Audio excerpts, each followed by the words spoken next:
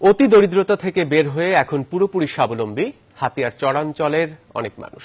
দুবেলা খাবার জোগাতেই যাদের হিমশিম খেতে হতো তারাই এখন এক বাড়িতে চাহিদার প্রায় সবকিছু উৎপাদন করছেন। সরকারি বেসরকারি সহায়তা আর নিজেদের পরিশ্রমে এগিয়ে যাওয়া এই মানুষগুলোর কথা জানাচ্ছেন সুলতান আহমেদ। ছবি তুলেছেন আবু মুসা। চেষ্টা থাকলে জীবন যুদ্ধে কত সহজে বিজয়ী হওয়া যায় তার উদাহরণ তৈরি করেছেন হাতিয়ার চর নঙ্গুলিয়ার বাসিন্দা ফেরদৌসী বেগম বিউটি। বাড়িতে একসাথে পুকুরে মাছ চাষ, উঠোনের পাশে গরু ছাগল পালন, নানা রকমের ফল ও সবজি চাষ, আর বাড়ির একটু নিচে হচ্ছে ধান চাষ। এমন পরিপূর্ণ বাড়ির আগে তিনি ছিলেন নদী ভাঙনে সবকিছু হারা একজন। জানালেন ঘুরে দাঁড়ানোর গল্প। আমি প্রথমে হাঁস মোরগ কিনছি, তারপর হাঁস মোরগ বিক্রি করি, ছাগল কিনছি, ছাগল বিক্রি করি, আমি গরু কিনছি, গরু বিক্রি করি, আমি মৎস্য চাষ করছি, মৎস্য চাষ মাছ বিক্রি করি, আমি কৃষি আবাদ করছি।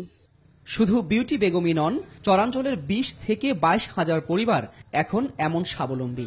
এক সময়ের মলিন মুখে এখন শুধুই হাসি, আগামীতে শুধুই এগিয়ে যাওয়ার প্রত্যয় তাদের। আয় বরকতের 1 লাখ টাকা খরচ দিলে 2 লাখ টাকা বছর বিক্রি। এখন তো কষ্ট হয়নি, আগে তো অনেক কষ্ট ছিল। সরকারের কাছে আমরা চাই আমাদের মাধ্যমে যদি ঘন ঘন কিছু ঠিক হলো তাহলে আমাদের জন্য দীর্ঘল হইলে বেশি উপকৃত হবে। কিভাবে এমন পরিবর্তন? মাঠ পর্যায়ে তাদের সাথে কাজ করা বেসরকারি সংস্থা দ্বীপ উন্নয়ন বলছে, নিজেদের চেষ্টা আর সমৃদ্ধ বাড়ির ধারণা এর পেছনের কারণ।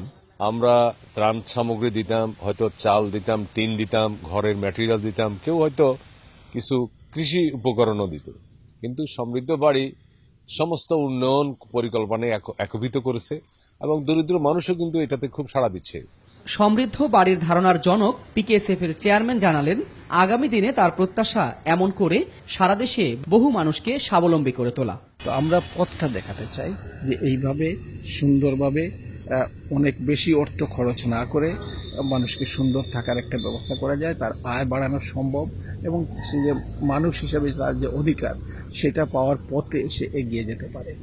একটি ধারণাই যে মানুষকে কতদূর নিয়ে যেতে পারে, সমৃদ্ধ বাড়ি তারই উদাহরণ বলে মনে করছেন স্থানীয়রা।